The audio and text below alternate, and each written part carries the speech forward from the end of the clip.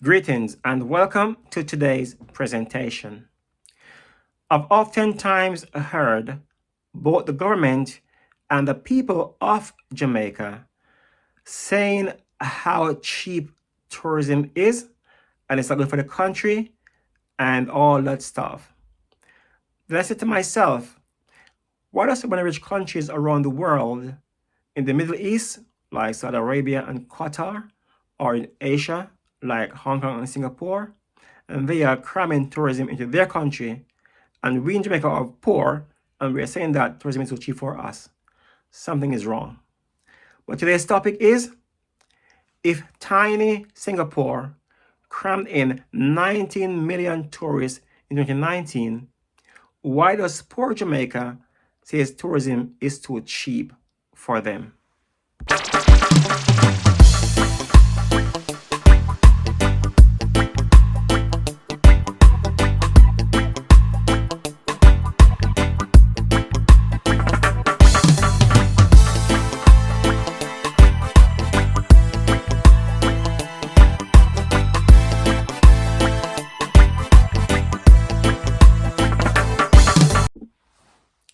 Now, first, let me put a disclaimer that my posts are not meant to categorize Jamaica in a demeaning or degrading manner.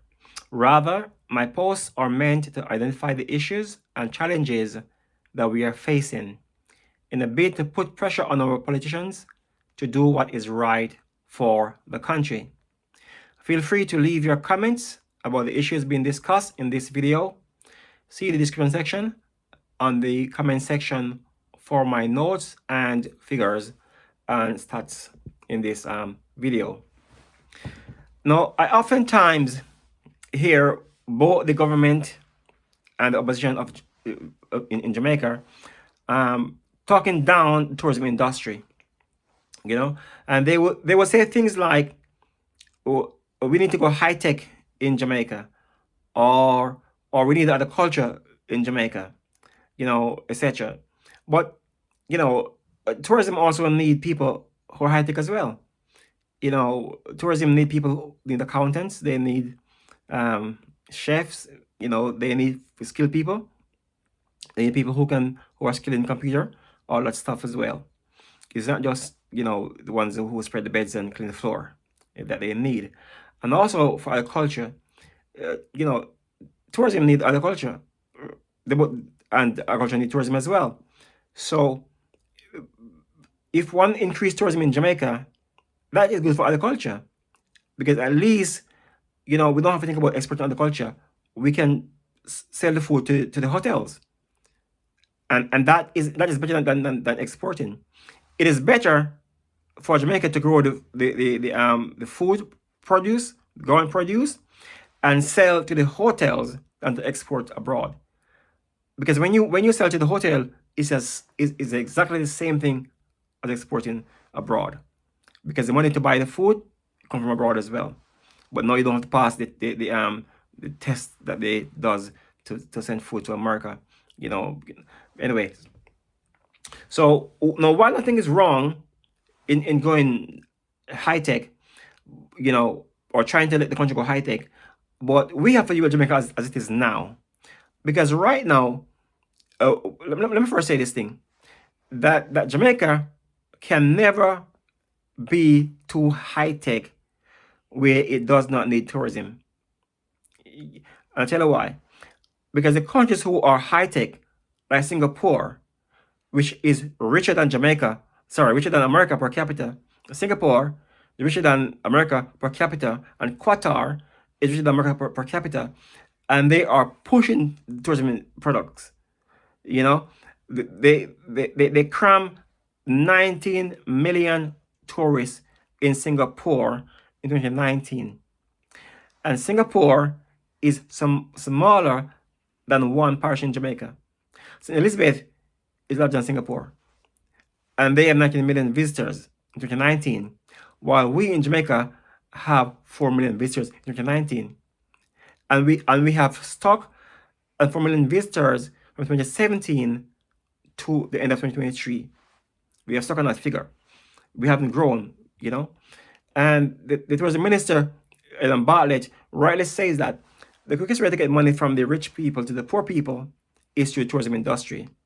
And that is correct. So why is he not rapidly expanding the tourism industry in Jamaica if he knows that the quickest way to help the poor is through tourism industry? So what Jamaica need right now is the tourism industry to employ the masses of people who are unskilled, because we have maybe 500,000, at least 500,000 people in Jamaica who are young adults, adults on the whole, many of are young adults, and they need jobs now. They have 30 years or 40 years left before they reach retirement age. And then you're going to get high tech because they can hardly read and write. So let's employ those people for the next 30 to 40 years in tourism industry. And in the meantime, we work on the primary school kids from now. So when they leave school, they can become high tech. You know, because even when we become high tech, we will still have place for the tourism industry. And the proof is that countries like Hong Kong and Singapore, they have 5 times more tourists than Jamaica. And they are tiny countries, just like one parish of Jamaica. It's tiny they are. So we always need tourism industry, but the government need to step up to the plate.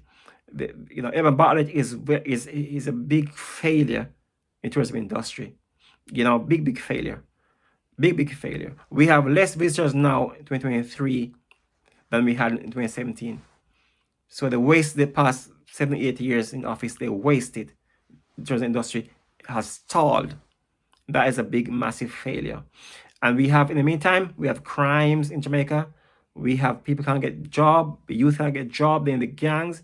The hotel industry can be a game changer in Jamaica, because when the youth want job, can't get job, they join gangs. If hotel industry, it will help them to stay off the streets. Then when they change their mind and they want something to do, leave the gang, they can go and get a job in any parish in Jamaica in tourism industry. That's what you want. You want to have a parish in Jamaica with large inclusive hotels where people can go and say, I want a job today, and within a week or 2 weeks, they get a job. And that's what we need. We need hundreds of thousands of hotel rooms in Jamaica. Hope this video helps.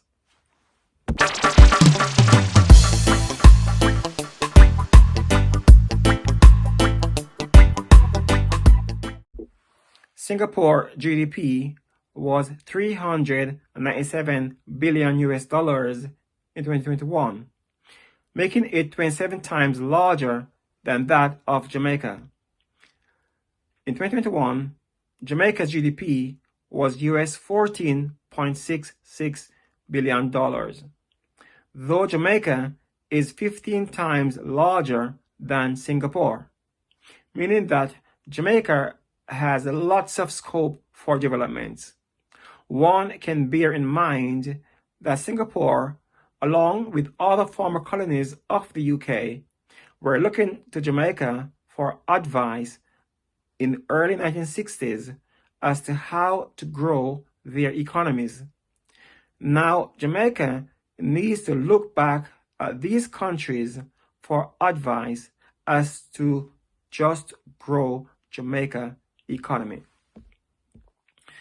Singapore was populated by its neighbors, mainly from China.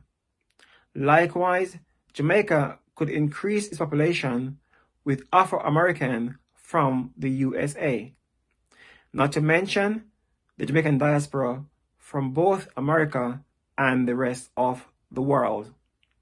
Singapore also had 19 million visitors in 2019, compared to Jamaica's 4 million visitors in 2019. Hence, Singapore, which is the size of one parish in Jamaica, has 5 times more tourists than Jamaica in 2019. This is something that definitely needs to change if Jamaica ever wants to become a wealthy nation. Jamaica should aim to have as much visitors as Singapore. The US $25 billion ecotourism expansion program is all about utilizing Jamaica's human capital as it is now. That is to use the people of Jamaica to build out Jamaica's basic infrastructures. Now is not the time to have pipe dreams and wild imaginations as to what Jamaica can and cannot achieve. God already put the skills and the talents in the hands of Jamaicans. This is how God usually works when he is about to do something great. Whether it is Moses with a rod in his hand in Exodus 4 and verse 2, or the boy with the 5 loaves and 2 fishes, St. John 6 and verse 9, or the woman with the morsel of meal in 1 Kings 17 and verse 14. God had already put in their hands what their needs were. It just needed multiplication and or action. Likewise, the Lord is about to bless Jamaica in that same manner. Jamaica tourism industry needs to multiply twice, from 4 million to 16 million visitors. Imagine a small country like Singapore, which is smaller than the mean average parish in Jamaica, having 19 million visitors in 2019 to Jamaica's 4 million visitors. Jamaica has its unique culture, whether that be its food, its music, its churches, dances, or just having fun. The world loves the Jamaican culture. Hence, just invite more people from around the world to come and enjoy our culture. All Jamaica need to do to become wealthy is a massive expansion of its tourism industry. Once the above mentioned 100 large all-inclusive hotels are built all across Jamaica, then at least 600,000 Jamaicans will be working in those hotels. It is the earnings from these hotels that will be used to build out Jamaica's road networks of both local roads and the National Highways program for the entire Jamaica. Not to mention the health centers and hospitals needed across the country.